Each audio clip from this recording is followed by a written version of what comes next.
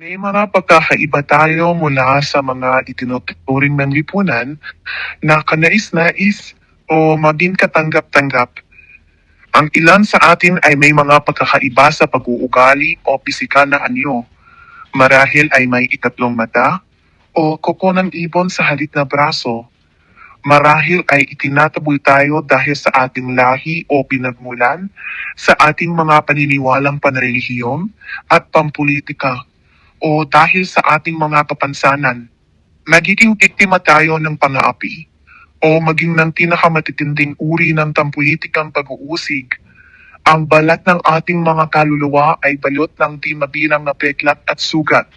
Marami sa atin ang halos mamatay sa gutom, sa tindi ng pananabik na mahalin at tanggapin. Gayunpaman sa kaibuturan ng ating pagkatao, alam natin sa kabila ng ating mga nakikitang kalagayan, mahalaga at minamahal tayo bilang mga anak ng Diyos. At kung hindi tayo tatanggapin ng lipunan, bubuot tayo ng sarili nating pamayanan. Ipikit mo ang iyong mga mata at isipin mo tayong lahat saan man naroroon sa mundo na magkakahawak kamay. Nauunawaan natin ang sakit ng isa't isa, hindi dahil sa awa, kundi dahil tayo mismo ang natitiis nito sa napakaraming anyo. Ibinibigay natin sa isa't isa ang lakas ng kaalamang walang sino man sa atin ang nag-iisa. Inaaliw natin ang isa't isa sa pangakong pinagsasabuhan natin lahat. Darating ang araw na matatagpuan din natin ang kaligtasan.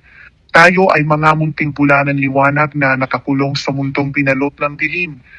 Natatakda sa ating likas na pagkatao na tayo ay magbabalik sa lihim na pinagmulan kung saan tayong lahat ay nagmula. Huwag mong hangarin magiganti sa mga lumalapastangan at nananakit sa iyo. Sa halip maging matatag ka at patawarin mo sila.